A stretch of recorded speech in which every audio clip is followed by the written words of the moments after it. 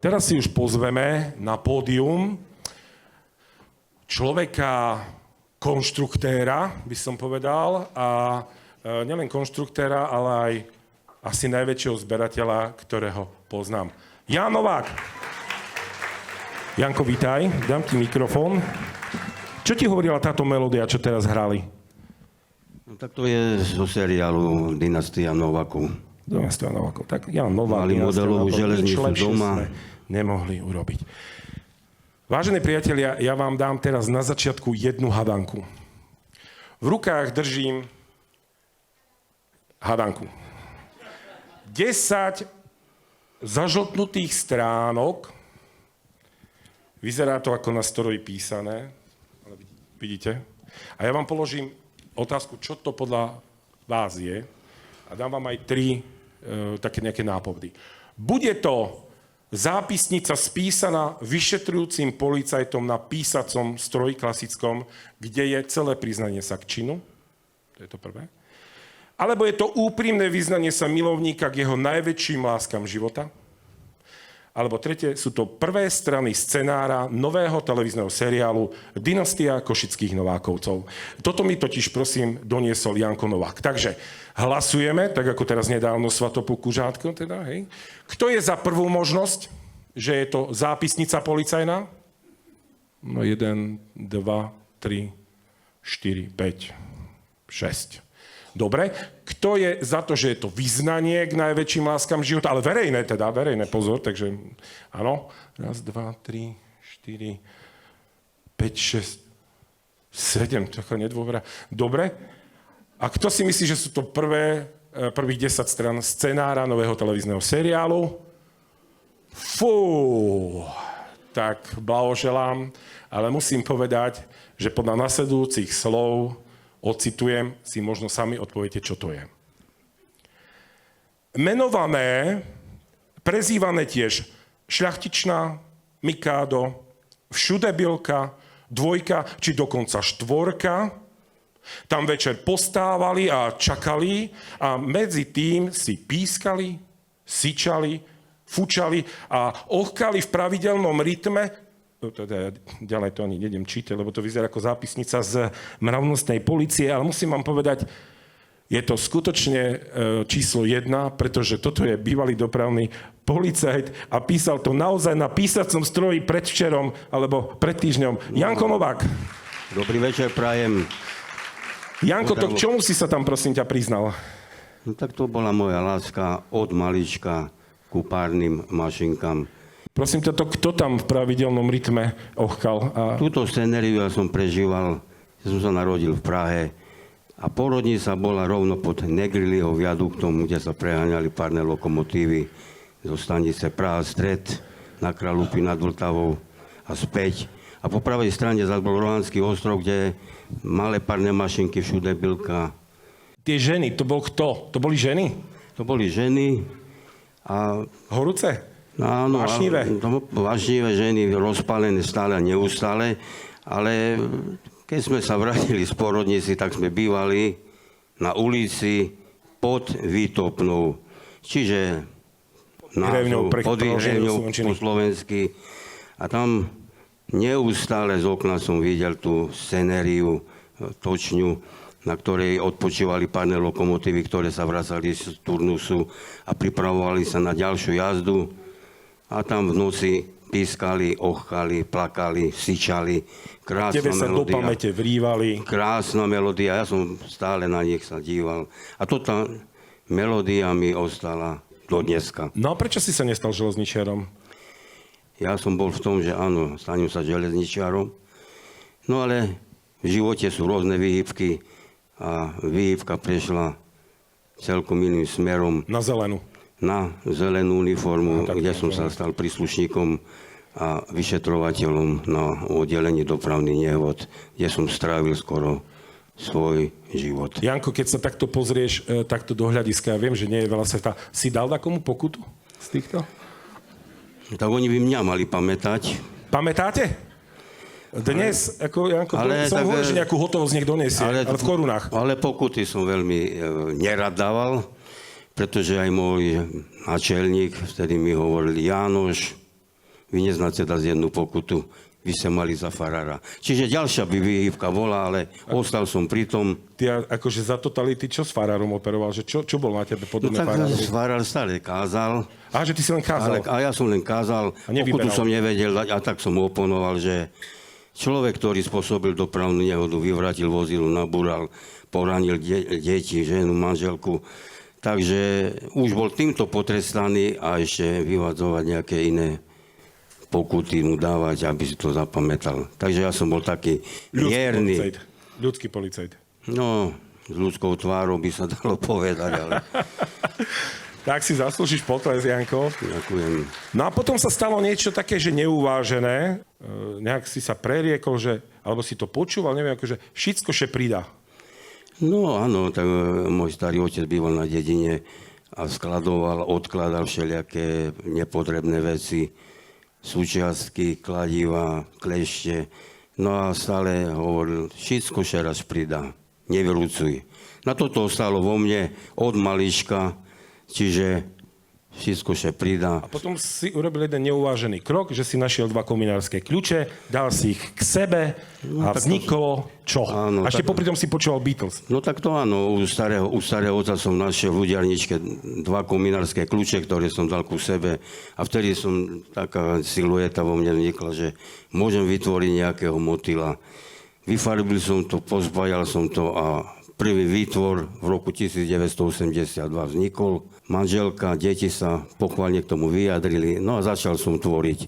Popri tom som jasne, že mal rád skupinu Beatles, Chrobáci, tak začal som tvoriť ako košických chrobákov. Vytvoril som z rôznych súčiastok asi 1000 modelov týchto chrobákov. No a mal som aj výstavu v Košiciach. Aj na 1. mája si mal? Aj na 1. mája. Lebo som počul, mal- že bol taký transparent v meste, že každý má v hlave chrobáka, ale nie od Jana Nováka. Áno, určite odo mňa nemal, pretože ja som ju mal na výstave v múzeu, no ale každý Prosím človek. ťa, Janko, koľko si ich vyrobil? Vyrobil som ich 1000, dal som aj rekord, alebo napísal som do Guinnessovej knihy do Londýna, a kde mi bolo odpísané, že nemajú ma s kým porovnať, aby som tvoril ďalej a uvidíme. No, takže tvorím ďalej, ale už Tak ono, železných motýlov. v roku 2008 som získal na certifikát slovenský rekord, takže som zapísaný v slovenských knihe rekordov, takže tento mám rekord. Toto A prosím ťa, toto je čo? Toto je chrobák napríklad z písaceho stroja rozobratého. Človek musí nechať použiť svoju fantáziu a možno, že sa mu niečo podarí. A ja som aj vytvoriť. stretol dnes pána, ktorý tu doniesol nejaké súčiastky. Nosili ti dnes súčiastky? Doniesli mi súčiastky, tam mám ich v drevenej krabici, čo som rád. Málo ich máte doma, že? Áno, pretože pri každej príležitosti, pri každej výstave, ľudia, ktorí už ma poznajú, tak mi donesú svoje haravurdie, pretože niekto dostane Lego v krabici a ja ho nájdem v pivnici. A ešte aj básnik. No a potom sa stal nejaký ďalší neuvážený krok, že teda už nielen tie kľúče, ale nejaké ďalšie väčšie súčiastky, ktoré ti nosili, tie si dal zase k sebe a vzniklo niečo také, ako máme pred nami. My to tu ináč máme každú talk show, sa tým chválim, No, lebo je to to od som teba, rád. je to párny rušeň Katka, model, akože vzdialený model, lebo to ako tu nie je nič železničné na tom. Je železné, ale nič železničné. A potom tam je ten druhý model, ten sa volá ako? Ten Piccola? druhý model Piccolina. Piccolina. Lokomotíva Piccolina, akože najmenšia malička, ktorá ma aj reprezentovala Slovenskú republiku na Expu v Kazachstane v roku 2017. Mal som tam 5 lokomotív, no a naspäť sa mi vrátili len 4. Najväčšia s červenou hviezdou na kotli, ktorej som ešte ja tu dal názov Krasnaja zvizda, zmizla. Pašla. Niekomu robí radosť v nejakej vitrine alebo v sekretári. Smutné je, že na svetovej výstave. Tak nestalo sa mi nikde ani na všelijakých tých výstavách v Depách, v obci niekde v iných mestách, ale na svetovej výstave. No. Ale bolo mi odpísané, že moju zbierku alebo moju výstavu, moje lokomotívy videlo okolo 350 000 ľudí. Možno, že tam je ten potenciálny páchateľ. A dnes 200. a 35 vládnych a štátnych delegácií. No tak toto ma aspoň potešilo. Kto ti taká najväčšia hviezda, star, kto ti napísal nejaký list, alebo poďakoval, že sa mu to páčilo? No tak boli aj viac umelcov, napríklad Pavel Bobek, potom spievajúci kaderník. Keď to skúšal Bobek, tak začal spievať, že lásko mne ubýva sila. No, alebo Ujo Ďuro, ktorý hovorí, že on ťahá vlaky na lane, ale také by nedokázal utiahnuť. Za to zase musí použiť trochu rozumu a potiahneme ďalej. Janko, z čoho také lokomotívy sú? Povedz takú nejakú najbizarnejšiu súčiastku, ktorú tam dávaš.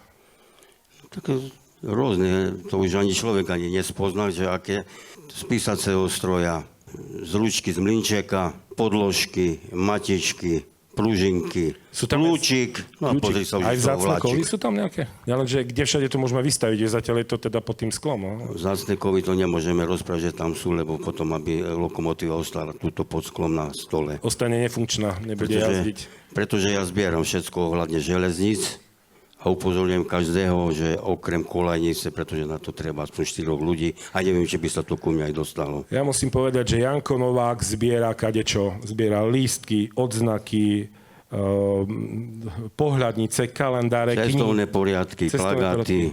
A bol som u nich raz ešte ako reportér TA3 doma a nezdalo sa mi, že by to bola nejaká hala, ale má jednu veľkú dušu má doma. A to je manželka Božka. S veľkou a veľkou trpezlivosťou. Manželka je, ktorá to mi toleruje, trpí. Pani Božka, to dá sa vydržať, prosím vás pekne, toto celé zberateľské umenie tie roky?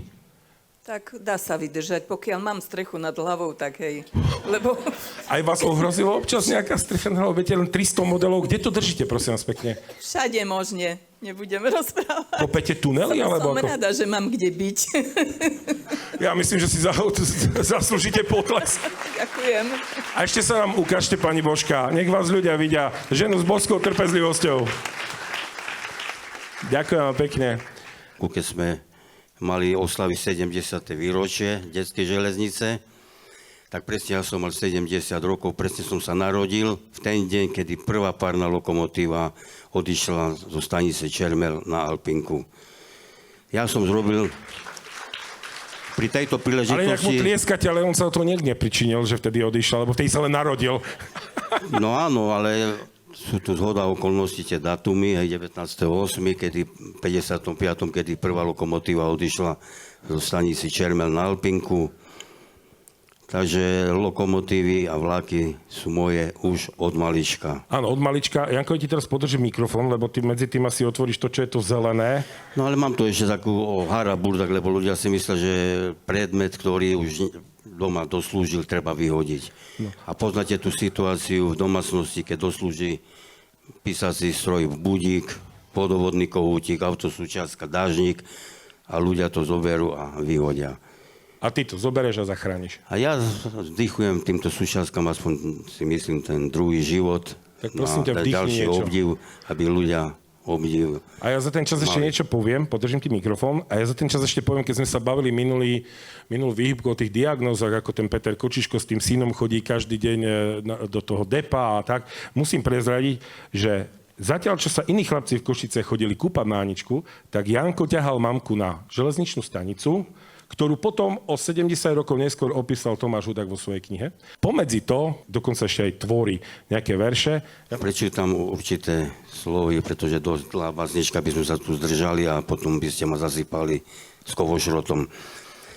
Situácia v domácnosti je pre mňa dobrá. Niekto vyhodí nepotrebnú vec hodlá.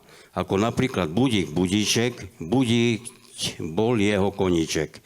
Ale doslúžil už doma budík, urobil posledný tik a už ho nepotrebuje nik. Ale to si len vymyslíte. Domáci mlynček pripevnený na stole mlel a stále mlel svoje zážitky, keď mäso zomlel na nitky, masné spomienky na mycí prášok Hanku, zážitky na tvrdé rožky, keď ich mlel na strúhanku. Ale zrazu praskla skrutka, na mlynček sadla smrtka. Nepotrebuje ho nik, ale to si len vymyslíte. V kuchyni na stene vodovodný kohútik visí a ticho tečie. Všetkým okolo sa chváli a rečie, koľko vody sa z neho denne pretečie. Ale keď praskne tesnenie a nedá sa už opraviť, nikto ho už nechce. Ale to si len vymyslíte. A nech je tak či onák. Hovorí Jan Novák.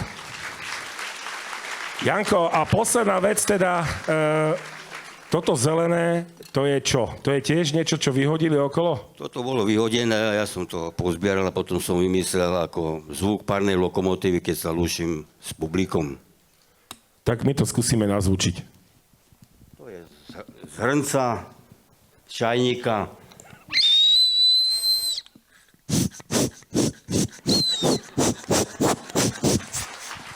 Jan Novák!